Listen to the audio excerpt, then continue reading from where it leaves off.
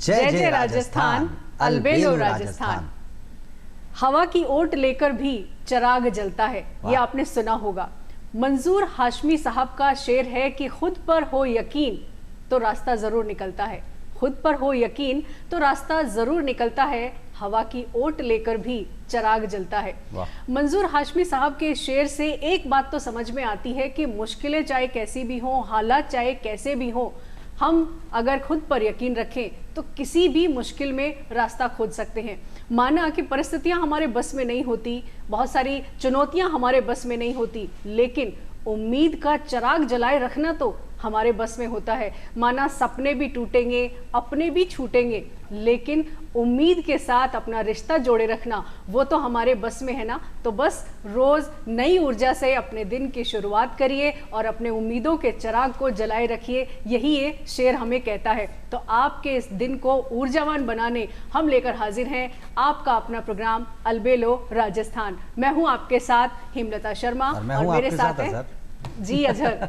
देखिए ये कमाल है, मेरा इंट्रोडक्शन मैम ने दिया है और क्या कमाल दिया है ना, मैंने अपने आप भी दे दिया है। लेकिन बहरहाल में वो जो बात कही ना मैम ने, क्या खूबसूरत कही है कि वो मकाम भी बड़ा हसीन होता है जहाँ हमें अपने इरादों पर यकीन होता है। और यकीन के लिए तो बहुत मशहूर और मारूफ शेर है ना राहत साहब का, बिल्कुल, कि यकीन किया तो ये जाना कि यकीन में क्या क्या है, यकीन किया तो ये जाना कि यकीन में क्या क्या है। ए आसमां तुझे क्या मालूम कि ज़मीन में क्या क्या है। कि ज़मीन में ऐसे कुछ बेशकीमती हीरे हमें देखने को मिलते हैं, और हीरे नहीं हीरो कहूँ तो गलत नहीं होगा। जी हाँ, हीरोज़ ऑफ हिंदुस्तान अगर मैं कहूँ तो भी गलत नहीं होगा, क्योंकि हम ऐसे ही कथानायक को तो बुलाते हैं हमारे इस मंच पे, इनकी ज़बानी उनकी कहानी जानने का प्रयास करते हैं और फिर उनकी उस कहानी से वो प्रेरणाएँ अपनी ज़िंदगी में आत्मसात करने का प्रयास करते हैं। तो आइए आज एक ऐसे प्रयास को और किया जाए, लेकिन उससे पहले एक शेर मुझे और याद आता है। जी अजहर, क्या बात है, शेरों का पूरा खजाना लेके। मुश्किलें चाहे जितनी मुश्किल हो, जी मुश्किलें चाहे जितनी मुश्किल हो, कोशिशें उतनी ही जिंदा दिल हो। और जब ये कोशिश प्रयास बन जाता है आपके व्यक्तित्व की पहचान, तो मुश्किल से मुश्किल राह भी हो जाती है बड़ी आसान। और फिर हम दोनों मिलके आपके साथ क्या कहते हैं, जय जय राजस्थान, अलबेलो राजस्थान। जी हाँ दोस्तों, आज मंच पर हमने आमंत्रित किया एक ऐसी शख्सियत को जिनके लिए कहते हैं ना कि जिंदगी जो है बड़ी कमाल रही है, या यूं कहें कि जिंदगी को उन्होंने एक मौके की तरह देखा है, और ज़िंदगी ने जब कभी उन्हें आजमाया उस आजमाइश में बिल्कुल खरे उतर के आए हैं। और खरे उतर कर आना, या यूं कहें कि हर परीक्षा में उत्तीर्ण हो जाना, ये कमाल अभी हालिया भी उन्होंने किया है। और one of the toughest exam जो है यूपीएससी के लिए कहा जाता है, पूरी दुनिया के बहुत ही जो 5 सबसे ज़्यादा टफ एग्ज़ाम्स हैं उनमें से एक एग्ज़ाम यूपीएससी, उसे 1-2 बार नहीं बल्कि 3 बार शायद वो क्रैक कर चुके। तो आइए मिलकर स्वागत करते हैं IFS यानी भारतीय वन सेवा अधिकारी श्री अभिमन्यु सिंह। अभिमन्यु जी, स्टूडियो में आपका बहुत बहुत स्वागत है। और सबसे पहले मैं हम दोनों ही मिलके और पूरे दूरदर्शन परिवार की तरफ से आपको बधाई देना चाहेंगे। CSE 2025 वो सिलेक्शन हो चुका है और 509वीं रैंक सर लेकर आए हैं भारत में। तो Abhimanyu ji, this is a proud moment और आपको बधाई है अलबेलो राजस्थान की टीम की तरफ से, दूरदर्शन की टीम की तरफ से भी। और हमारे लिए बड़ी सौभाग्य की बात है और कमाल ये भी है जी। सर के बारे में एक चीज़ बताना चाहूँगा, DD1 या यूँ कहें कि दूरदर्शन नेटवर्क से इनका सीधा जुड़ाव रहा है। ये तो मैं यकीनी तौर पे कह सकता हूँ कि चाहे बात शक्तिमान देखने की हो, चाहे तरंग देखने की हो, सब कुछ इन्होंने अपनी ज़िंदगी में देखा है। और आज वो यात्रा जिसको हम 360 डिग्री कहते हैं, वो घूम फिर के आपको इस मंच पे इस तरीके से ले आती है। तो सबसे पहले सर मेरा सवाल आपसे यही है, कैसा लगता है दूरदर्शन के इस मंच पे, जिस मंच को आपने हमेशा टीवी सेट के जरिए देखा और आज आप खुद उसका हिस्सा हैं, कैसा लगता है सर आपको? सबसे पहले तो मैं आपका धन्यवाद देना चाहूँगा मुझे अपने मंच पे आमंत्रित करने के लिए और अपनी बात आपसे और अपने व्यूअर्स से और फेलो एस्पिरेंट्स और आमजन से साझा करने के लिए। दूसरा, जैसा आपने पूछा कि यहाँ पर आकर कैसा लग रहा है, तो it's always a pleasure to be here. किसी भी मंच पे और दूरदर्शन के मंच पे पहुँचकर अपनी बात रखना वो बहुत ही एक अच्छा अनुभव है। और अच्छा अनुभव इसलिए भी है, जैसा आपने बताया कि जब मैं बढ़ रहा था, जब मैं बड़ा हो रहा था, तो हमारे घर पे एक चैनल होता था पहले DD1, फिर जब DD इवॉल्व हुआ तो DD मेट्रो भी आया, तो वहाँ पर थोड़े और कार्यक्रम जो हैं वो आने लगे। और आज जब मैं यहाँ पहुँचा हूँ तो इस माध्यम से ये कहें कि life has come a full circle. तो यहाँ आकर मुझे अपनी बात रखने का मौका मिल रहा है। This is a great blessing for me and I consider it as a very nice opportunity. Thank you so much. और आज हम जिस अभिमन्यु को यहाँ देख रहे हैं वो वन सेवा अधिकारी हैं, तीन बार यूपीएससी पास कर चुके हैं और अपने फेलियर से सीखकर सक्सेस की एक नई मिसाल बनकर वो आज रूबरू हो रहे हैं दर्शकों के सामने। तो हम जानना चाहेंगे आज के जो वन सेवा अधिकारी हैं या जो आईपीएस ऑफिसर बनने वाले हैं वो बचपन में कैसे थे, वो जो अजमेर की गलियां हैं या फिर आपके जोधपुर का जो ननिहाल है वहाँ वो बच्चा कैसा था, कैसा शरारती था, आज की सक्सेस को जब आप देखते हैं तो वहाँ लौट कर जाना कैसा है? वो बहुत ही ऐसा कहते हैं ना बिटर स्वीट यादें हैं उन दिनों की जब मैं एक बच्चा हुआ करता था। और मेरी नानी बताती हैं कि जब मैं छोटा बालक था, I think 2nd 3rd standard तक, तो मैं बहुत ही शरारती हुआ करता था। पर यह है कि नाना नानी का वो प्यार था, वही जैसा आपने बताया कि अजमेर की गलियों में गोल प्याऊ में कचौरी खाने से लेके जोधपुर के मिर्ची बड़े खाने तक, पुष्कर में रबड़ी मालपुआ खाने तक, तो ये सारी चीज़ें हैं। या फिर वहाँ पीछे जनाना के रास्ते पे सुबह सैर करने जाने को, तो वो सारी यादें हैं जो बचपन को बहुत ही खुशनुमा बनाते हैं। और मैं अपने आप को बहुत ही लकी समझता हूँ कि पेरेंट्स के साथ साथ मुझे अपने जो ग्रैंड पेरेंट्स हैं, नाना नानी, उनके साथ पढ़ने बढ़ने का मौका मिला। एंड शरारत सब बच्चे करते हैं, थोड़ी करनी भी चाहिए, मेरा तो ये मानना है, क्योंकि समाज में हर एक्सप्रेशन को आजकल इतना ज़्यादा मैकेनिकल तरीके से प्रस्तुत करने की कोशिश की जाती है कि जो ऑर्गेनिसिटी होती है या फिर एक नेचुरलनेस होती है किसी भी चीज़ की, तो वो सिस्टम की खत्म हो रही है। बिल्कुल। तो I think it is a part of natural learning process कि आप शरारत करते हो, फिर आपका नेगेटिव रीइंफोर्समेंट होता है उन चीज़ों के लिए, आप कुछ अच्छी चीज़ करते हो तो उसका पॉजिटिव रीइंफोर्समेंट होता है। तो मेरे लिए ये कैरेट एंड स्टिक अप्रोच जो है वो मेरे टीचर्स ने, मेरे पेरेंट्स ने, मेरे नाना नानी ने, और एक दो कुछ बहुत खास मेरे दोस्त रहे हैं बचपन से, अजीज़ जो मेरे फ्रेंड्स रहे हैं, उन्होंने भी ये रोल अदा किया है। और आज उन्हीं की बदौलत है कि मैं जो कुछ भी हूँ ये उनकी दुआओं का और उनके कभी कर्म का। स्कूल से कोई शिकायत आई घर पर? स्कूल से क्योंकि बिल्कुल, अक्सर बच्चों की शिकायतें जरूर आती हैं। स्कूल में शिकायत आई, अक्सर आई, 2-3 बार तो आई, सीरियस कंप्लेंट्स आई। बट वो गलतियाँ करके फिर मुझे लगा कि कहीं ना कहीं उनसे जो सबक लेना चाहिए वो मुझे समय रहते वो सबक आया। कि एक बहुत ही छोटी सी चीज़ है, मैं प्रेजेंट करना चाहूँगा कि ऐसे कहीं पे 14 मार्क्स मिले थे मुझे इन अ सब्जेक्ट, तो मैंने आगे कहीं वो देना था, तो मैंने उसको 14 को ऐसा करके 19 कर लिया, 19 और 20। मैंने कहा कि अच्छा मेरा अच्छा हो गया। बट जब वो चीज़ सामने आई निकल कर, तो फिर मुझे लगा कि, and I was in 6th standard, तो छोटी क्लास में वो गलती करी थी, बट मुझे लगा कि यार ये तो क्या ही है, 5 ही तो नंबर है, ये तो क्या है। बट जब मैं घर गया, मेरे नाना जी बहुत दुखी हुए इस इवेंट के बाद में, क्योंकि स्कूल से कॉल आया था कि ये तो बहुत ही अच्छा बच्चा है। तब मुझे लगा कि मैंने दोनों लोगों को अपसेट किया है, मेरे टीचर्स को भी और मेरे नाना नानी को भी। तो फिर वहाँ से आई थिंक वो एक पहली गलती थी जिसको आई कंसिडर कि उससे फिर जो एक ट्रांसफॉर्मेशन स्टार्ट होता है, उससे सीखा आपने। उससे मैंने सीखा। तो अजहर, जो दर्शक हमारे देख रहे हैं उनसे हम कह देंगे अगर आपके बच्चे की कोई कंप्लेन आ रही है स्कूल से तो डरिए मत, हो सकता है आगे चलकर वो भी आईएएस ऑफिसर या आईपीएस ऑफिसर बन सकते हैं। पूरी प्रबल संभावना है। जी बिल्कुल। अच्छा, यहाँ मैं एक बात जानना चाहूँगा। देखिए, वो कहता है ना कि ज़िंदगी में या तो हम जीतते हैं या फिर हम सीखते हैं। बिल्कुल। और जब आप जैसी शख्सियत इस बात का प्रत्यक्ष प्रमाण होते हैं तो कहीं ना कहीं मोहर लगती हुई नज़र आती है इस बात पर। मैं आपसे ये जानना चाहूँगा, 12th जेईई वो म्यूटेड रिज़ल्ट आना, और कहीं ना कहीं वो कहते हैं ना कि एक्सपेक्ट तो कतई नहीं था, खुद से जो उम्मीदें थी वो कहीं एक अलग परवास पे थी, और फिर अचानक धराशायी होकर आप ज़मीन पर आ जाते हैं। ये पूरी यात्रा जो होती है कहने में तो बड़ी आसान है, जब हम वो कहते हैं कि अपना करना रियल लाइफ में दिस इज मोर टफ, एक अच्छा खासी मुद्दत जो है हम किसी शिद्दत से किसी एक काम को देते हैं और फिर एक्सपेक्ट रिजल्ट नहीं आते, तो बड़ा बुरा भी लगता है। वहाँ से अपने आप को उबारना और आज इस तरह की सफलता को गढ़ना, ये इस कहानी को कैसे बयां करना चाहेंगे? इस कहानी में सर मैं यही बोलना चाहूँगा सबसे पहले, जो कि मैं अपने दर्शकों के साथ भी साझा करना चाहूँगा, कि किसी भी असफलता को आप अपनी आइडेंटिटी से इक्वेट ना करें। फेलियर है, it is an event, but अगर आपको आगे बढ़ना है लाइफ में तो आपको उस इवेंट को, फेलियर को एक फीडबैक की तरह लेना होगा rather than an ultimate result. तो जैसा कि मैंने कहीं एक बहुत ही अच्छी लाइन पढ़ी थी कि there is no ultimate failure until death. तो आप जब तक लगे रहेंगे तब तक कोई भी मंजिल मुश्किल नहीं है। पर एक चीज़ और मैं यहाँ बताना चाहूँगा कि आप चाहे जितना प्रयास कर ले, कई बार ऐसा होता है कि आपके एक्सपेक्टेशंस के अनुकूल रिजल्ट नहीं आता। तो ये भी चीज़ें आपको मेंटली उसके लिए भी प्रिपेयर रहना होता है कि आपकी सक्सेस या आपकी happiness is not contingent upon the result.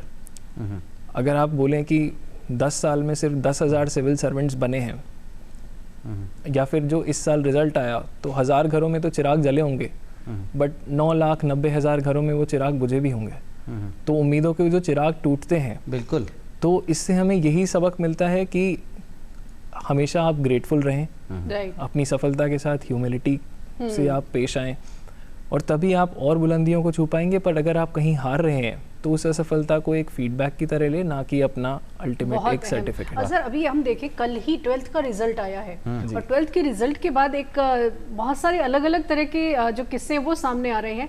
जो बच्चे 90+ मार्क्स लेकर आ रहे हैं उनको बड़ा अलग ट्रीटमेंट हम फैमिली में और सोसाइटी में उनको मिल रहा है, और जिन बच्चों के 90 से कम आए हैं वो बच्चे शाय फील कर रहे हैं कि हमारे वो परसेंटेज क्यों नहीं आए। तो ये जो सोसाइटी का प्रेशर कह ले, या फिर एक मार्क्स का एक फोबिया है, इतने मार्क्स आएंगे तो आप सक्सेस हैं, तो इसको कैसे आप डिफाइन करेंगे? क्योंकि यंगस्टर्स में बहुत ज़्यादा इसका प्रेशर होता है।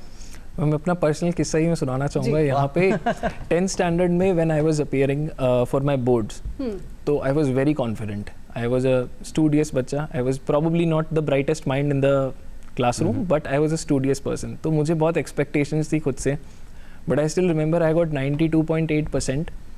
आई think it was a month of March और अप्रैल, वे बैक इन 2009। मैं जयपुर में ही था अपनी मौसी के यहाँ, और रिजल्ट आया और मैं इतना फूट फूट कर रोया। मुझे लगा कि 92, 93 बस इतना ही।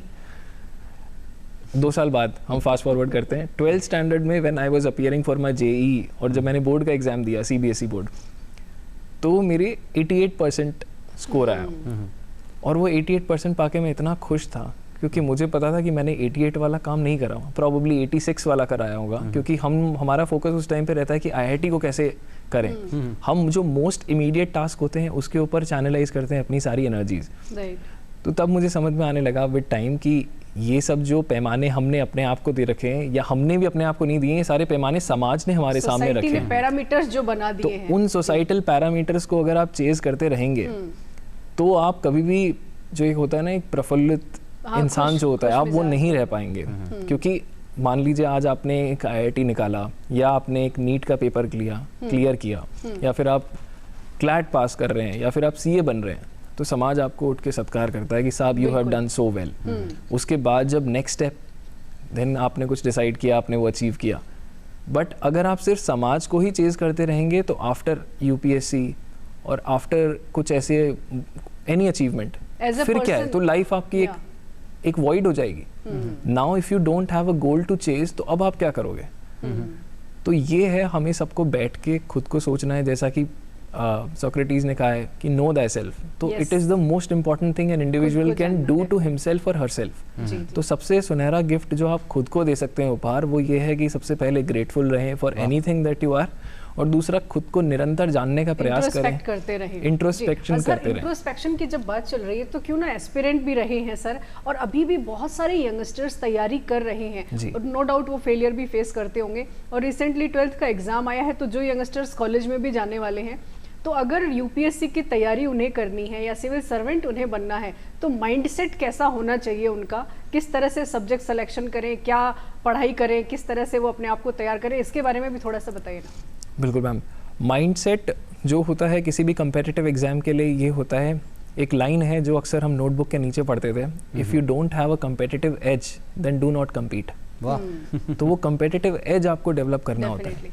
पर एक चीज़ ये है कि हम अक्सर इस, यूँ कहें, समाज की इस भेड़ चाल में, या फिर वो जो गोल अचीवमेंट हमारा जो आउटकम ओरिएंटेशन होता है, उसके अंदर ये भूल जाते हैं, जिसकी हमने बात शो के स्टार्ट में भी करी थी, कि एक नेचुरल लर्निंग फेज होता है। तो वो नेचुरली जब आप किसी चीज़ को कल्टिवेट होने देते हैं, को जानना, तब आप उस चीज़ को बेहतर काबू कर पाएंगे। जैसे आपने बोला कि इमोशनल एंग्जाइटीज हो गई, या फिर जो कॉलेज गोअर्स के अंदर डिस्ट्रैक्शन होते हैं, या एडिक्शंस हो गए, दैट इज मोर इम्पोर्टेंट। तो वो सारी चीज़ें तभी हैं कि जब तक कोई इंसान इस दौर से नहीं गुजरेगा, जैसा कि इंडियन फिलॉसफी में कहा गया, you need to attach in order to detach. तो जब तक आप पहले किसी चीज़ में एंगेज नहीं होंगे, तब तक आप उससे डिस्टेंस नहीं कर पाएंगे। So that is very important. तो एक कॉलेज गोअर जो यूपीएससी एस्पिरेंट है, या फिर जो चाहते हैं कि अपने करियर के साथ किसी भी तरह का पॉजिटिव कोई मुकाम हासिल करना चाहते हैं, या अपने पोटेंशियल को मैक्सिमाइज करना चाहते हैं, तो सबसे पहले just be a 17 year old. You don't have to become a 30, 35-year-old or a 60-year-old person because you can never be. तो आप एक 17, 18 साल, 19 साल के एक जो टीनेजर होते हैं वैसे ही रहें, तो एक बच्चा बने रहें, एक और बच्चा अपने बने अंदर का रहें, बच्चा जिंदा हाँ, रखें। अपने बच्चे को जो आपको एक्सप्लोर करना है, जो आपको देखना है, करना है, समझना है, जो एक जिज्ञासाएं होती हैं, जो बटरफ्लाइज होती हैं when you go to college, तो उन चीज़ों को जिए, देन आप देखें कि हाँ ठीक है, अब मैं अपने जीवन के साथ कुछ करना चाह रहा हूँ। Then you set with a mindset कि ये मेरा लक्ष्य है, और ये मेरा लक्ष्य इसलिए है क्योंकि मैंने कुछ स्किल मैपिंग करी है, मैंने अपना कुछ इंटरेस्ट मैपिंग करा है, और उस मुकाम पे I believe teachers, college professors, counsellors और हमारे पेरेंट्स का सबसे इम्पॉर्टेंट रोल है। And this is something which is the problem I believe with India's demography at this point, कि हम सब एक ही लक्ष्य के पीछे भाग रहे हैं, या 2 के पीछे या 3 के पीछे, तो वैसा ना करें। जी अजहर, यहाँ पर एक बात सर मैं बीच में रोक रही हूँ, यहाँ पर जहन में आ रही है, डिस्ट्रैक्शन का जिक्र किया अभी अभिमन्यु जी ने, तो यंगस्टर्स अक्सर अपने गोल से कहीं ना कहीं डाइवर्ट हो जाते हैं, वो डिस्ट्रैक्ट हो जाते हैं, और कई सारे ऐसे इश्यूज हैं जिन पर अक्सर बात ही नहीं होती है यंगस्टर्स में, जैसे रिलेशनशिप और ब्रेकअप्स के इशू होते हैं जो कि फोकस डाइवर्ट कर देते हैं। दूसरा, कई बार ड्रग्स एडिक्ट बन जाते हैं यंगस्टर्स, और फिर वो अपनी प्रॉब्लम फैमिली के साथ या फ्रेंड्स के साथ शेयर भी नहीं कर पाते हैं, एक सोशल आइसोलेशन में चले जाते हैं।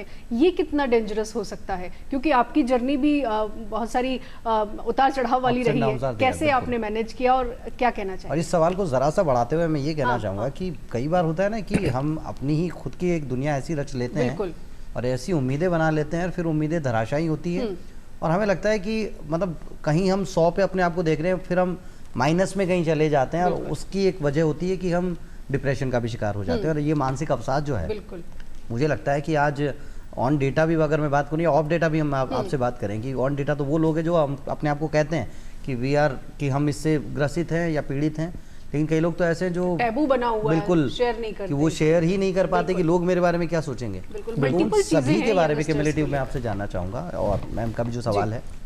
तो मैम का जो सवाल है distractions, ma'am distractions human beings हैं, बिल्कुल, मन है, मन चंचल है, बिल्कुल डिस्ट्रैक्शंस होंगे।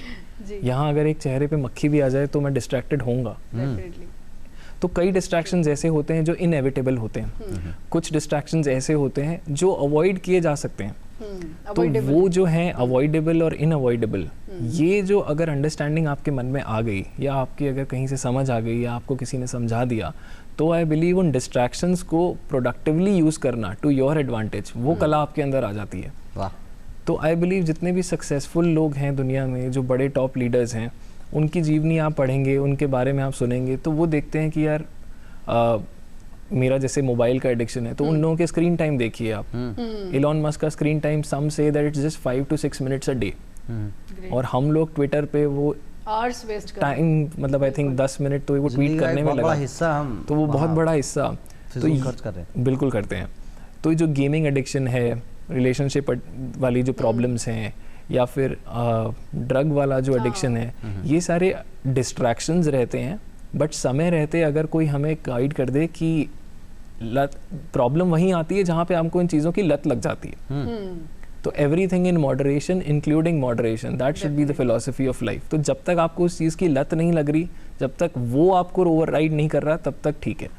बट जब ये चीज़ें आपकी पर्सनल लाइफ को, आपकी सोशल लाइफ को, आपकी प्रोफेशन को, आपकी एकेडमिक परफॉर्मेंस को अफेक्ट करने लग जाएंगी, तो वहाँ पे I think instead of the individual जो कि एक विक्टिम है, यहाँ पे सोसाइटी को has to step in, your parents have to step in, your peers have to say कि क्या हुआ भाई, you are not focusing any more, class में अटेंशन नहीं दे रहे हो, या फिर आप इतने खोए क्यों रह रहे हो। तो ये अर्ली साइंस है, communication is very important. At the same time समाज को भी एक जो गेट कीपर हाइपोथेसिस है कि आपको विजिलेंट रहना है, नॉट बिकॉज कि कोई क्राइम हो रहा है तो उसके प्रति ही, बट क्योंकि वो एक फेलो इंडिविजुअल है, या आपका साथी है, या सखा बंधु है, तो आपको उसका पूरा ध्यान रखना है कि आपके सामने ही वो आपसे दूर होता जा रहा है, पर आप अपनी दुनिया में लगे हैं। तो वो सारी चीज़ें, उसके लिए उस विक्टिम का भी मैं मानता हूँ कि कुछ रोल है अपने आप को एक्सप्रेस करने में, बट उससे ज़्यादा रिस्पॉन्सिबिलिटी आई थिंक, क्योंकि हम लोग तो समझदार हैं, तो वो हमारे कंधों पे है। इसीलिए NDPS एक्ट के अंदर ये प्रावधान है कि small quantity and commercial quantity का कॉन्सेप्ट है, या फिर जो डी एडिक्शन सेंटर्स हैं, people who want to declare themselves कि I am struggling with it, वो कर सकते हैं। बिल्कुल। बाकी जैसा अजहर जी ने पूछा कि हाउ टू मैनेज ये जो भी एडिक्शंस वाले आ रहे हैं, जो फेलियर्स हैं, तो इनके लिए ये है कि अगर आपने आइडेंटिफाई कर लिया है कि आपकी कोई समस्या है, तो उसके बाद में आप पॉजिटिव चीज़ों के ऊपर आप अपना समय निकालने लगे और उन चीज़ों के ऊपर जिनको आपको मज़ा आता है। जैसे कुछ लोगों को आर्ट में बहुत रुचि है, कुछ लोगों को संगीत की रुचि रहती है, कुछ लोगों को म्यूज़िक का शौक़ है, कुछ को फोटोग्राफी का है, कुछ को स्पोर्ट्स का है, कुछ को बस लोगों से बात करने का शौक़ है। तो वो सभी जो गुण हैं आपके अंदर, आप अपने आप को पहले एनालाइज करें, फिर आप बहुत ही बेहतर काम कर पाएंगे अपने समय के साथ। और यहाँ आपने बीच में जिक्र किया यहाँ संगीत पर एक का। हेल्पलाइन बता दें हमारे दर्शकों को, प्लीज। जब हम डिप्रेशन की बात कर रहे हैं या इस तरह की स्थितियों की बात कर रहे हैं जिस पर अक्सर लोग बात नहीं करते, तो भारत सरकार ने एक हेल्पलाइन शुरू की हुई है, टेली मानस हेल्पलाइन है जिसका नाम, और 14446 ये नंबर है। इस नंबर पर आप कॉल कर सकते हैं। हो सकता है आप दूसरे लोगों से बात ना कर पाए, तो ये हेल्पलाइन आपकी मदद के लिए है ना।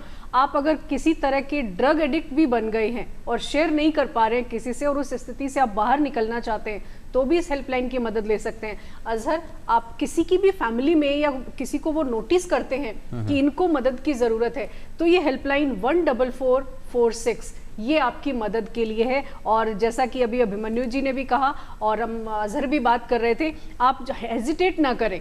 आप अगर परेशानी है, मेंटल हेल्थ ज़रूरी है आपकी, उसके ऊपर बात करना ज़रूरी है, क्योंकि आपकी मेंटल हेल्थ अगर कोई इशू है तो वो आपकी होलिस्टिक हेल्थ पर असर पड़ेगा। तो ज़रूरी है उसको आइडेंटिफाई करना, और सबसे important, choose life not to drugs, ये इम्पोर्टेंट। कहीं ना कहीं एक वो कहा भी जाता है ना। और हमारे दर्शक स्क्रीन पर हेल्पलाइन भी देख सकते हैं, 14446। और इससे रिलेटेड जैसे एनडीपीएस एक्ट की बात की अभिमन्यु जी ने, तो एक और हेल्पलाइन हम बता देते हैं, 1933। ये वो हेल्पलाइन है, अगर कोई भी ड्रग एक्टिविटी या इस तरह का कोई भी आप देखते हैं तो इस नंबर पर कॉल करके आप सूचना दे सकते हैं, तो समाज में अपनी भूमिका भी निभा सकते हैं आम नागरिक। तो इन हेल्पलाइंस को आप जाने समझे। और जैसा कि मैम ने कहा भी कि जिंदगी को चुनिए, जिंदगी को जीने का सलीका सीखिए। ये वो बेशकीमती तोहफा है जो अगर हम देखें कि हमें मिला है, और फिर इस तोहफे को उसी तरीके से संजो के रखना है। अच्छा, यहाँ बातचीत जो जिन लोगों ने टीवी सेट देरी से खोला है, फिर से बता दूं, आईएफएस अधिकारी श्री अभिमन्यु सिंह से बातचीत हमारी जारी है। अभिमन्यु जी कहते हैं कि एक हार इंसान को तोड़ देती है, और वही हार कई बार एक नया मोड़ देती है। 12th में वो जो जेईई का अपने एग्ज़ाम देना और वो रिज़ल्ट अपने फेवर में नहीं आना, वहाँ से तोड़ने की बात तो हमने सुन ली, लेकिन ज़िंदगी को मोड़ने की बात वो अब आपसे जानना चाहेंगे।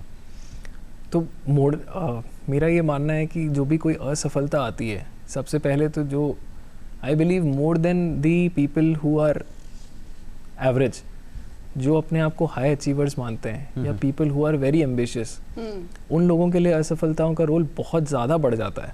बिकॉज वो आपका, जो आपने जैसे बताया, आप एक बबल में जी रहे हैं, वो बबल जब बर्स्ट होता है तब आपको लगता है कि यस, तब आप सोचते हैं कि आप परफेक्ट नहीं हैं और आपको कुछ चीज़ों पे काम करना है। तो जैसा कि अजहर जी ने बताया कि मेरा आईआईटी का जो फर्स्ट अटेम्प्ट वाला आउटकम था, इट वाज नॉट फेवरेबल, पर ये था कि कहीं ना कहीं मन में वो उम्मीद थी और ये भरोसा था कि गुड थिंग्स टेक टाइम। तो मैं बैठ के अगर पेशेंटली अपने आप पे काम करूँगा, अपनी गलतियों पे काम करूँगा, अपने अध्यापकों की मदद से, एंड फैमिली का सपोर्ट इज़ वेरी क्रिटिकल। तो I consider myself lucky कि मेरे पेरेंट्स जो हैं, they have always been so supportive of me, कि उन मुश्किल दौर में भी उन्होंने मुझे बोला कि नहीं, you keep on trying, we will see, जैसा भी होता है। कहीं ना कहीं थोड़ा वो एक अनसर्टनिटी भी थी, डर भी था, वो जो बचपने में होता है कि यार अगर नहीं हुआ तो क्या।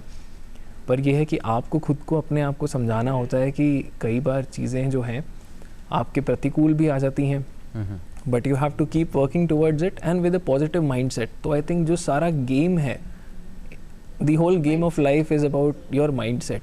आपका एटीट्यूड क्या है। तो कुछ लोगों का जो ग्रोथ माइंडसेट होता है या पॉजिटिव माइंडसेट होता है, those are the people who can make their way through any challenge. तो वो एक एटीट्यूड का फ़र्क है, और जिसके लिए, जैसा मैंने बोला, कि मेरे पेरेंट्स का और अपब्रिंगिंग का काफ़ी सिग्निफिकेंट रोल रहा है। तो अजहर, क्यों ना, हमने स्कूल की बातें कर ली, तैयारी की बातें कर ली, एक केमिकल इंजीनियर भी हैं अभिमन्यु सिंह। तो आपने आईआईटी गांधीनगर में जो एडमिशन लिया और वहाँ से एक नए अभिमन्यु जो है उनकी ये जर्नी शुरू हुई, वो अनुभव कैसा था, और केमिकल इंजीनियरिंग में जाने का कैसे ख्याल आया? मैम, केमिकल इंजीनियरिंग का ख्याल ऐसे आया कि जब हम आईआईटीज़ का प्रेफरेंस पढ़ते हैं तो वहाँ पे कंप्यूटिंग का मुझे कभी खास शौक रहा नहीं, तो मुझे ये पता था फ्रॉम माई स्कूल डेज कि computing is not something, I am not cut out for it very frankly. तो मुझे ये था कि मुझे किसी कोर इंजीनियरिंग ब्रांच में जाना है, तो इट वॉज ईदर इलेक्ट्रिकल और मैकेनिकल और केमिकल, तो इन चीज़ों में मेरा रुचि थी। एंड वहाँ पे जो मेरी रैंक थी एंड मेरी प्रेफरेंस के हिसाब से I was allotted to chemical engineering in IIT Gandhinagar. IIT Gandhinagar में जाने के बाद मैंने देखा कि first year is a common year for everybody, तो वहाँ से सिमिलर सब्जेक्ट्स पढ़ते हैं। Second year onwards when you start doing some specialisation in chemical engineering, that is when I got opportunities to understand the subject in more depth, और ज़्यादा गहराई में जाके उस सब्जेक्ट को समझने का मौका मुझे सेकेंड ईयर ऑनवर्ड्स मिला। उसी मौके के अंतर्गत मैं ही बोलूँगा कि कुछ बार मेरे को अपॉर्चुनिटीज़ मिली विदेश जाके काम करने की, जैसे सिंगापुर में था, इन US, फिर उसके अलावा UK जाने का मौका मिला, नॉर्थहैम्पटन। स्टूडेंट आपको जो मौके मिलते हैं, जी वाह वाह जी। और ये IITs की खास बात है कि कहीं किसी छोटे शहर से, किसी गांव से आए बच्चे को दुनिया दिखाने का वो जो ग्लोबल एक्सपोजर है, पैन इंडिया का एक्सपोजर है। सबसे ज़रूरी चीज़ US, UK, टेक्सास, सिंगापुर, ये इम्पॉर्टेंट नहीं था। व्हाट वाज मोर इम्पॉर्टेंट कि मैंने पूरे इंडिया को पहली बार एक IIT में देखा। उससे पहले मैं कभी किसी तमिल से नहीं मिला, उससे पहले मेरे को नहीं पता था कि नॉर्थ ईस्ट में क्या होता है। उससे पहले आई वाज लाइक कि अच्छा लोग वेज खाते हैं, नॉन वेज खाते हैं, कुछ लोग कुछ नहीं भी खाते हैं, वीगन भी होते हैं। तो ये सारा जब आपको एक साथ जो कल्चरल जो प्लूरलिज्म आपको देखने को मिलता है, IITs एंड जो भी ऐसे इंस्टीट्यूशंस होते हैं, they are like mini Indias. तो तब वहाँ आप अपने आप को और अपने देश को पहली बार जानते हैं। So that was a great learning experience for me. That's very good. तो आपने अजमेर की कड़ी कचौड़ी से सीधी यात्रा की गुजरात के फाफड़े ढोकले की तो अभी याद आता है कुछ अजहर, कुछ खाने पीने की बातें करें सर से। सुबह सुबह का वक्त है, मेरा तो भूख भी लगने लगी है जी। नहीं बिल्कुल बिल्कुल बिल्कुल। गुजरात में तो खाना क्या कहें, वहाँ के तो नाम ही बड़े अजीब हैं, बड़े फाफड़ा नाम बड़े। एक और इंटरेस्टिंग क्वेश्चन यहाँ पर पूछना चाहूँगा, मतलब केमिस्ट्री जो बॉन्ड्स होते हैं, केमिकल बॉन्ड जो हम बोलते हैं, उस बॉन्ड के साथ साथ कुछ बॉन्ड और भी जिंदगी में रहे कुछ, जैसा कि वो वर्ड आता है कि जिस समय हम थोड़े से ग्रो अप जो उस स्टेट में होते हैं, दुनिया को देखना शुरू हमने किया, भारत के उस वैविध्य को जीना शुरू किया, तो ज़िंदगी में कोई ऐसा भी रहा कि जो कुछ खास रहा आपके लिए, कि जिससे कुछ मोटिवेशन मिलती रही हो, जिसने कहा हो कि वो कहते हैं ना कि हर किसी को, वो कहते हैं ना, मैं खुल के कह दूं तो ज़्यादा अच्छा नहीं, आप खुल के ही कहें। कहीं केमिकल केमिस्ट्री की बात कर रहे हैं, जो केमिस्ट्री कहीं हुई, ऐसा कुछ रहा? नहीं, उस दौरान कोई केमिस्ट्री का ऐसा चेहरे की मुस्कुराहट कुछ और होता है। नहीं मुस्कान तो रहती है चेहरे पे, बट उस दौरान उन दिनों में तो ऐसा कुछ अवसर प्राप्त नहीं हुआ। लेकिन वो कहना कि लक्ष्य की तरफ केंद्रित रहना वो ज़्यादा इम्पोर्टेंट था। अच्छा, यहाँ एक हेल्दी लाइफस्टाइल, जी प्लीज, एक हेल्दी लाइफस्टाइल भी आपने कहीं ना कहीं उसे भी खोजने का प्रयास किया था, कि आप सिर्फ ये नहीं कि आप सिर्फ पढ़ते पढ़ते अपने आप को, अपने व्यक्तित्व का आप विकास कर सकते हैं, साथ ही साथ आपने खेल को भी तरजीह दी। बास्केटबॉल बहुत अच्छा आप खेलते रहे और स्टेट प्लेयर रहे हैं सर। कुछ फेस्ट जो आपके कॉलेज के दौरान होते थे और वो भी बहुत कुछ सिखाते थे, तो उनकी क्या भूमिका रही आपकी ज़िंदगी में? और एक कहते हैं कि हालांकि ये तो मिथ पूरी तरह से टूट चुका है, वो खेलोगे कूदोगे तो बनोगे खराब वाला। अब तो हमारे माननीय प्रधानमंत्री जी भी कहते हैं कि खेलोगे कूदोगे तो बनोगे लाजवाब। तो वो जो लाजवाब बनने का सिलसिला है, क्या कहना चाहेंगे अभिमन्यु जी? स्पोर्ट्स कितना ज़रूरी है? मैम, अपने एक ऐसा कहते हैं कि एक व्यक्तित्व जो होता है वो खुद इंसान अपने आप को तराशना शुरू करता है। तो अगर हम केवल, जैसा अजहर जी ने बताया कि पुराने अगर वो जो नॉर्म्स थे, स्टीरियोटाइप्स थे, उन पे चलेंगे तो हम एक वन डायमेंशनल पर्सनालिटी बन के रह जाएंगे। तो जीवन को जीने का, क्वालिटी ऑफ लाइफ को एनहांस करने का सबसे आसान तरीका जो है वो ये है कि खुद के पोटेंशियल को मैक्सिमाइज किया जाए और ज़्यादा से ज़्यादा अनुभव लिए जाएँ। आप चाहें तो रस में रस ढूंढ सकते हैं और चाहें तो नीरस में रस ढूंढ सकते हैं, तो वो आपका नज़रिया है। तो जब आप स्पोर्ट्स में एंगेज होते हैं तो आप बहुत सारे पॉजिटिव ट्रेट्स को इनकलकेट करते हैं। सबसे पहला तो fitness, a healthy mind stage in a healthy body. जान है तो जहान है। तो जब तक आप खेलेंगे नहीं, कूदेंगे नहीं, तब तक आपका जो फिजिकल डेवलपमेंट है, जो कोग्निटिव डेवलपमेंट है, वो नहीं हो पाएगा। सो ये चीज़ें हैं जो कॉलेज के दिनों से ही हम सुनते हैं, खेलेगा इंडिया तो जीतेगा इंडिया, खेलेगा इंडिया तो खिलेगा इंडिया। बिल्कुल बिल्कुल। तो वो चीज़ें जो हैं वो आपको फिजिकली तैयार करती हैं, वो आपके कोग्निटिव डेवलपमेंट में मदद करती हैं, वो हमारे मॉरल विकास में बहुत ज़्यादा इंपॉर्टेंट है। हार जीत को देखने का नज़रिया, अगर आप स्पोर्ट्स खेलते हैं तो आपका बिल्कुल अलग होगा उस शख्स से जिसने कभी कोई स्पोर्ट खेला ही नहीं। उसके लिए हार और जीत जो है वो मान का या जैसे बोलते हैं ना, नाक की बात हो जाती है, मूंछ की बात हो जाती है, सही बात है, तो वो चीज़ नहीं होती। It is just an outcome, आप उसे आउटकम की तरह लें और खेल को और उस प्रोसेस को एंजॉय करें। फिर आपको स्ट्रेटेजिक थिंकिंग हो गई, आपको अग्रेशन एक्सप्रेस करना और कैसे रिटेन करना, वो चीज़ें आपको सिखाता है, टीम बिल्डिंग सिखाता है। लाइफ में आपको कई बार अपने साथी जो होंगे या फिर आपके फैमिली मेम्बर्स हो सकता है, कई बार वो कुछ थोड़े पॉजिटिव होंगे, कई बार ऐसा होगा कि कुछ लिमिटेशंस होंगी, तो how do you not lose your cool, वो चीज़ आपको सिखाती है। अभिमन्यु जी, ये मुलाकात जो बड़ी ख़ास है, बिल्कुल, लेकिन आज कुछ खास बातें भी हैं आज के दिन से जुड़ी हुई। 1 अप्रैल से जुड़ा हुआ कुछ इतिहास है हमारे पास, बिल्कुल, जो है आज की खास बात। तो हेमलता जी, बिल्कुल रुक करें तो बिल्कुल बिल्कुल जरूरी है, रुक करते हैं। आज की क्या है खास बात, हमारे दर्शकों को भी और अभिमन्यु जी को भी बताते हैं आज के दिन क्या खास रहा है। बिल्कुल जी।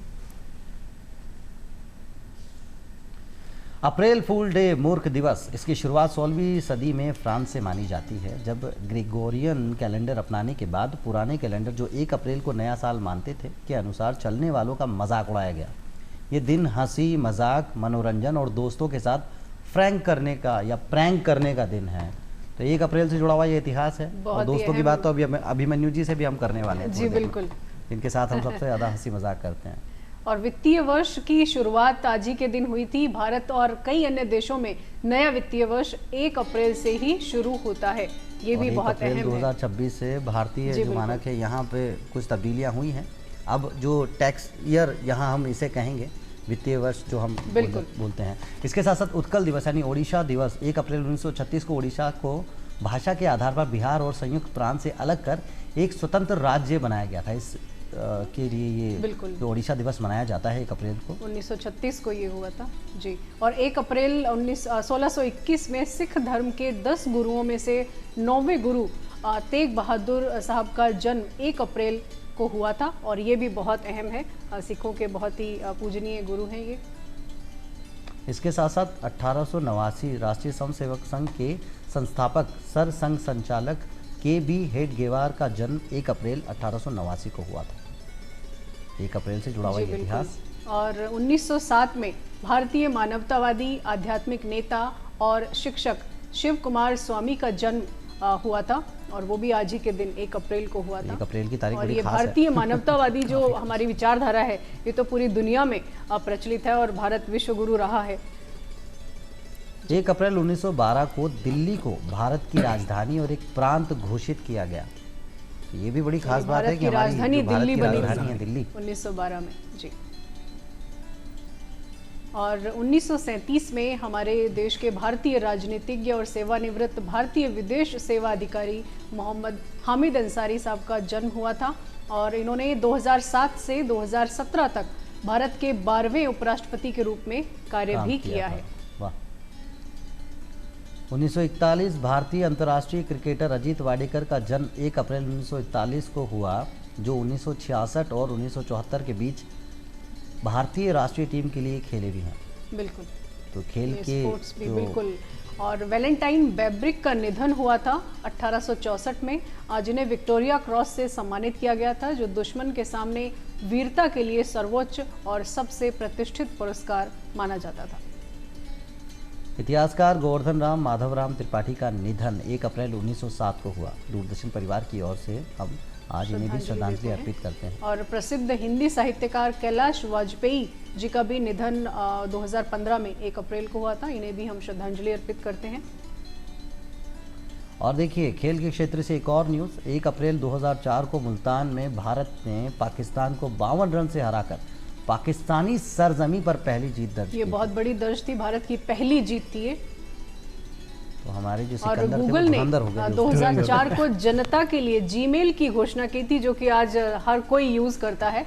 ये बहुत ही अहम जानकारियां हैं, ग्लोबल लेवल की जानकारियां हमने शेयर की। एक अहम जानकारी अजहर हमारे दर्शकों को दे दें कि आरबीआई की स्थापना 1 अप्रैल 1935 में भारत में हुई थी। और आरबीआई के बारे में हम सब जानते हैं, वो अक्सर कहते हैं कि आप अपने अधिकारों को जानिए, जो भी बैंकिंग से जुड़े अधिकार हैं, और सारी निगरानी आरबीआई के हाथ में होती है। बैंकों का बैंक, बैंकों का बैंक आरबीआई बैंक, बिल्कुल।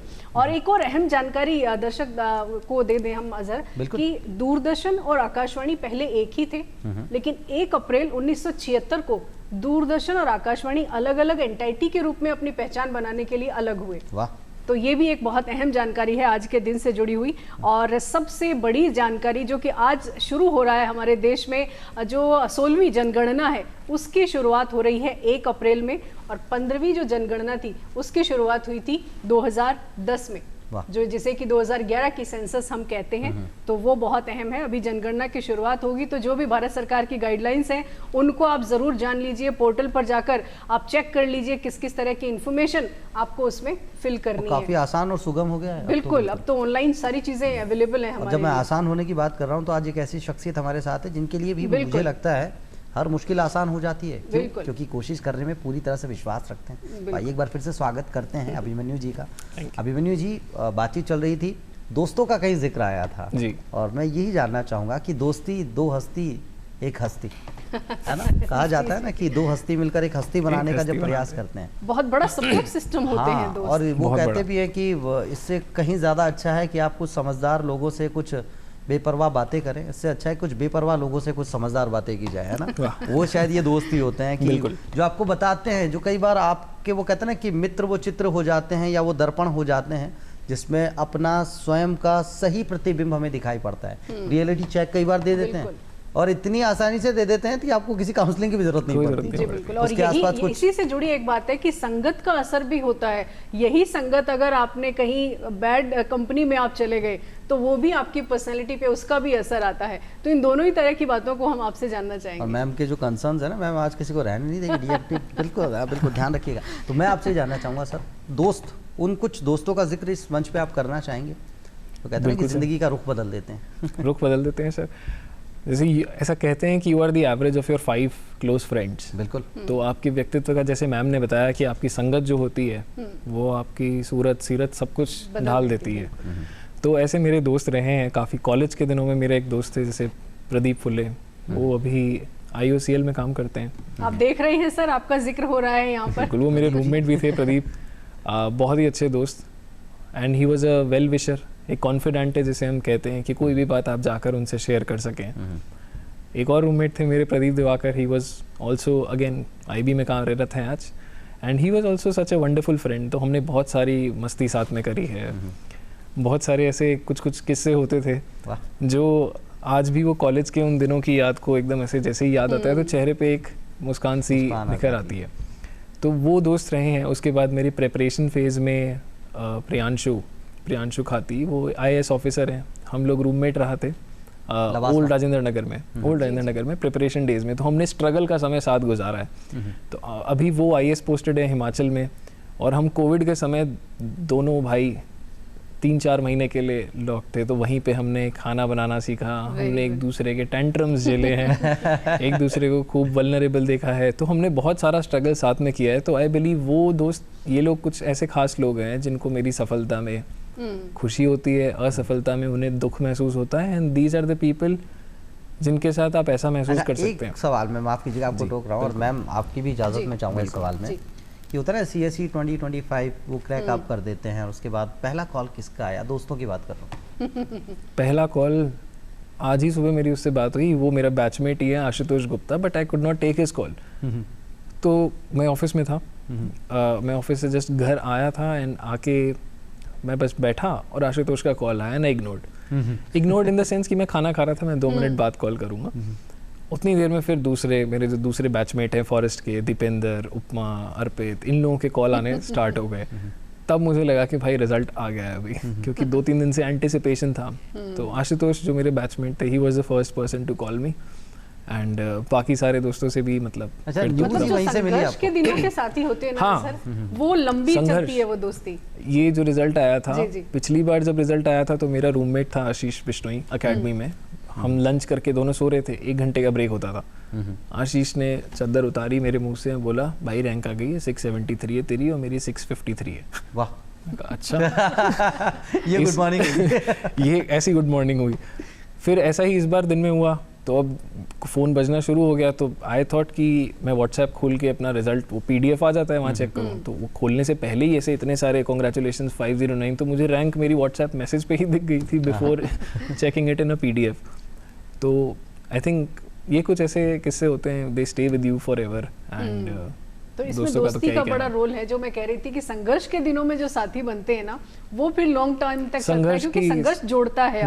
बिल्कुल बिल्कुल बिल्कुल। तो अभी एक ऐसी बिल्कुल ऐसी एक साझा इमोशन हम कह सकते हैं कि उनके दिल में भी चल रहा है, आपके दिल में भी चल रहा है, लक्ष्य एक है, किसी की रैंक ज्यादा किसी की कम, वो भी एक बात की बात है। पर हमें वाइज भी होना पड़ता है अजहर, कहीं दोस्ती को चूज करने के लिए ना वाइज होना भी जरूरी है। सर सोसाइटी में देखें तो ग्लोबल वर्ल्ड में हम जी रहे हैं, सोशल मीडिया का जमाना है और इतनी सारी चीजें कंज्यूम कर रहे हैं, पता नहीं किसके साथ कनेक्ट हो रहे हैं यंगस्टर, दूसरी तरफ कौन है, वो फेक आईडी है कि रियल आईडी है, ये भी नहीं पता है। तो ऐसे दौर में क्या कंज्यूम करना है, किसके साथ कनेक्ट होना है, ये कितना इंपॉर्टेंट है। क्योंकि दो मीठे बोल किसी के और हम पूरी तरह से ओपन बुक हो जाते हैं उनके सामने। बिल्कुल, वो कितना हमें वाइज होना चाहिए, विजडम का इस्तेमाल कैसे करें।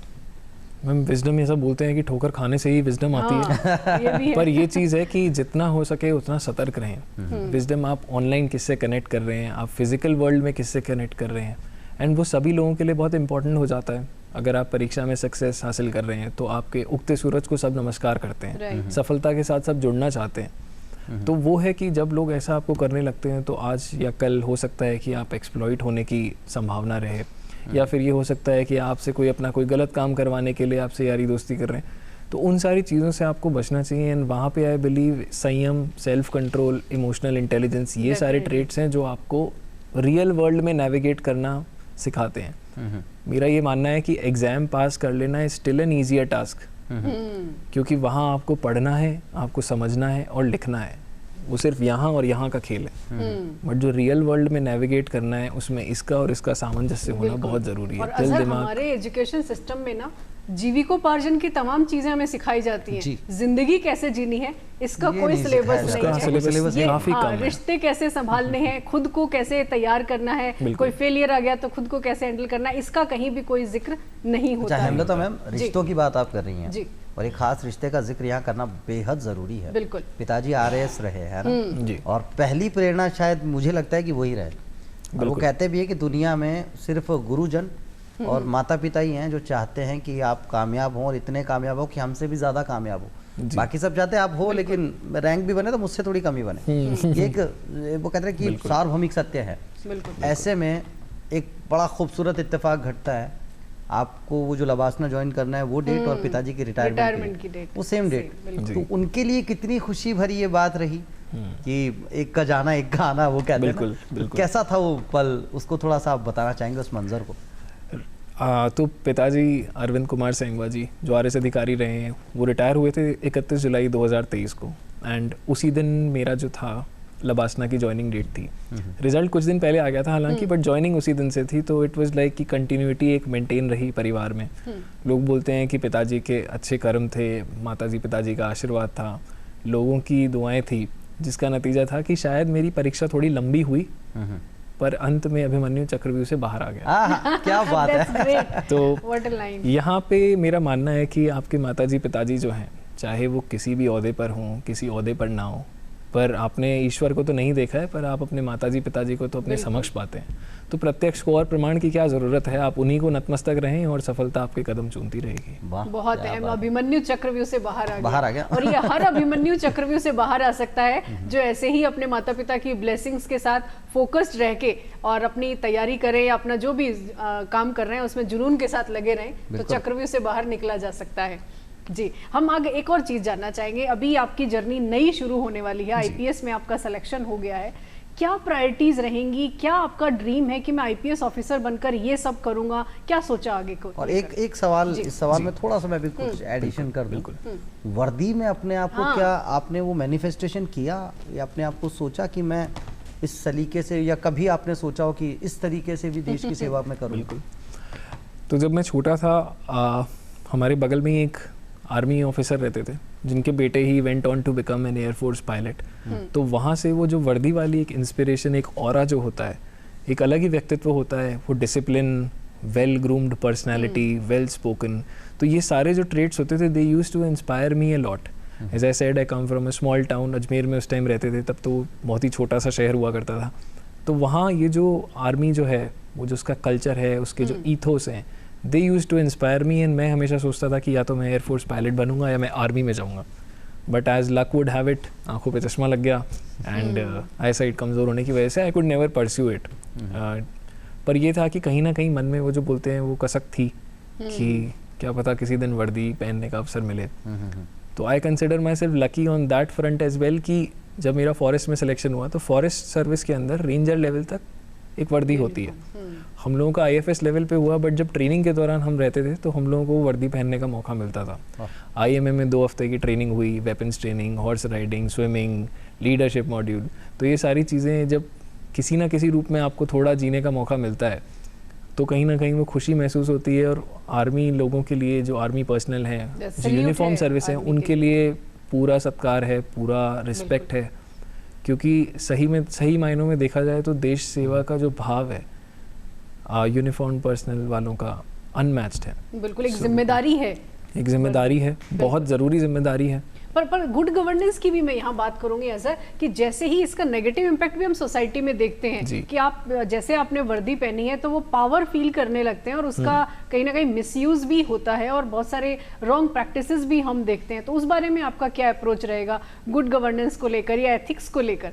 बिल्कुल मैम, एथिक्स के लिए देखा जाए तो हमारे पास इतना बहुत बढ़िया लिटरेचर है, इतने सारे हमारे फिलॉसफी में, हमारे संस्कृति में, सभ्यता में बहुत सारी किताबें लिखी गई हैं। आप किसी को भी देखें, आप चाहे महाभारत पढ़ लें, गीता पढ़ लें, कुछ भी, कोई भी किताब आप कोई दर्शन उठा के देखें, सभी धर्मों के अंदर आपको the war between good and bad वो चलता रहा है। बिल्कुल। तो कौरव भी गीता जी की बात करें तो वर्दी से जुड़ा एक मुझे श्लोक है, उसकी एक लाइन याद आ रही है, यतो धर्मस्ततो जय, जहां न्याय संगत बात है वहां विजय निश्चित है। तो न्याय संगतता के लिए ही शायद आर्मी है और न्याय संगत बात करने के लिए ही पुलिस की वर्दी भी है। तो गुड गवर्नेंस की हम जो बात कर रहे हैं, हम बहुत सारी चीज़ें देखते हैं, विजिलेंट रहना कितना ज़रूरी है। तो वो आपके सपने क्या होंगे कि सोसाइटी को कैसे आप सर्व करेंगे बतौर IPS ऑफिसर? क्या आपकी प्रायोरिटीज रहेंगी फील्ड में जाने के बाद? सवाल में बिल्कुल एक छोटा सा किस्सा और मुझे शामिल करना चाहिए। बिल्कुल। फिल्म रंग दे बसंती, वो क्लाइमैक्स का सीन, और वहाँ ये कह देना कि अरे कोई देश परफेक्ट नहीं होता, लेकिन उस देश को परफेक्ट बनाना पड़ता है, हमारा खुद का इनपुट कितना है। तो मेरा ख्याल वो कहीं ना कहीं एक सबकॉन्शियस माइंड में कहीं तो चलता होगा। क्या बिल्कुल है, हम सभी अपने अपने रूप में देश की सेवा कर ही रहे हैं, चाहे आप पत्रकारिता के माध्यम से, मीडिया के माध्यम से, फॉरेस्ट सेवा में, या फिर जो भी जितने हैं, जैसे पुलिस सर्विस है, तो वहाँ पे सब कुछ ना कुछ अपना रोल प्ले ही कर रहे हैं। इस संसार के रंगमंच पे सब अपना रोल अदा कर रहे हैं, और जितना बेहतरीन से हम रोल अदा करेंगे अपना, उतना देश हमारा आगे बढ़ेगा।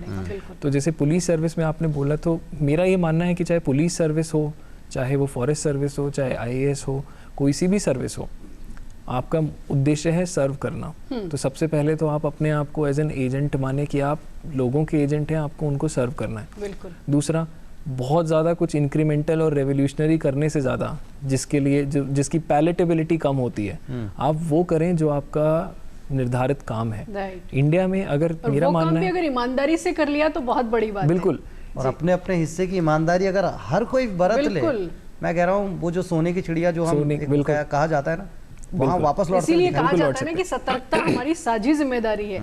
साझी जिम्मेदारी है, ब्यूरोक्रेट्स की भी। बिल्कुल। तो वही छोटे छोटे जो काम है, जो अपनी ड्यूटी डिलिजेंटली करना है, लॉ का जो भी इन्फोर्समेंट होता है वो करना है। मेरे एक बैचमेट हैं IPS ऋषिकेश शिंदे, वो महाराष्ट्र से, मैं उनसे कॉल कर रहा था एंड उनकी बड़ी इच्छा थी कि यार you should come to IPS और मेरा जूनियर ही बन जाता तो फिर मैं तेरे को ट्रेन करूँगा।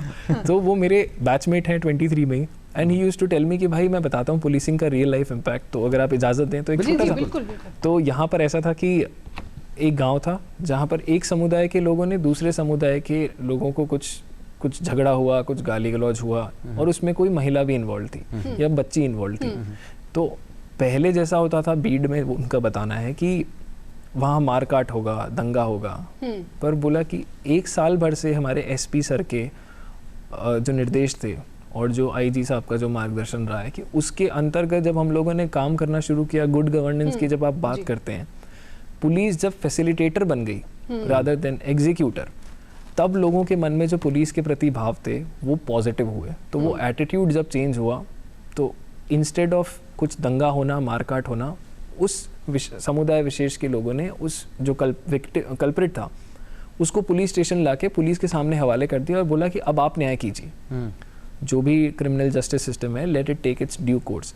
तो ये उन्होंने मेरे को, ऋषिकेश ने बताया कि भाई this is the impact of policing. अगर आप अच्छे से पुलिसिंग कर रहे हैं या अगर अच्छे से आप अपनी ड्यूटीज़ को एग्जीक्यूट कर रहे हैं, तो ये जो है वी द पीपल, ये जो सोवरेन है, उसके मन में आपके लिए अच्छे भाव उत्पन्न होंगे, और जब वो उत्पन्न होगा तो गुड गवर्नेंस और हार्मोनियस सोसाइटी और एक इंडिविजुअल की डिग्निटी, जो कॉन्स्टिट्यूशन के प्रियम्बल का हमारा अल्टीमेट ऑब्जेक्टिव है, to ensure the fraternity of the nation and the dignity of the individual, वो डिग्निटी अगर हम सबको दे पाएं तो फिर कहना ही क्या। और हमारे प्रधानमंत्री जी भी तो कहते हैं अजहर की जो पीपल सेंट्रिक पुलिसिंग है या पीपल सेंट्रिक जो सर्विसिंग है, दैट इज मोर इम्पोर्टेंट, क्योंकि लोगों के दिलों में जब जगह बनाएंगे तभी हम कुछ सोसाइटी में चेंज ले सकते हैं। सार्थक संवाद से होगा। संवाद के लिए कहा भी जाता है, बड़े बड़े विद्वानों ने, दानिश्वरों ने कहा भी है, जहाँ संवाद होगा फिर वहाँ विवाद नहीं होगा। अच्छा सर, बहरहाल वक्त का तो पता ही नहीं लगा इस तरह कि हम घड़ियाल बाबू कब हमें इशारा दे रहे कि बस अब विदा लेने का वक्त आ गया। लेकिन उससे पहले एक अलबेलो अंदाज हमारे यहाँ होता है, और वहाँ हम कुछ रैपिड फायर कुछ क्वेश्चन आपसे लगातार पूछने वाले होते हैं, इनका वन वर्ड आंसर हम आपसे चाहते हैं। तो मैम बिल्कुल पूछा जाए। तो सबसे पहले सर आपसे ये जानना चाहेंगे कि अगर जिंदगी एक किताब होती अभिमन्यु जी की, इस किताब का शीर्षक क्या होता? किताब का शीर्षक आज का अभिमन्यु कहना चाहूँगा। आज का अभिमन्यु चक्रव्यूह तोड़ने वाला। अच्छा सर, यूपीएससी जर्नी या डेस्टिनेशन? जर्नी। फेलियर सबसे बड़ा टीचर या बिगेस्ट पेन क्या है? टीचर। प्लान बी जरूरी या डिस्ट्रैक्शन? बहुत जरूरी है। वाह। पावर प्रिविलेज या रिस्पॉन्सिबिलिटी? रिस्पॉन्सिबिलिटी। वाह।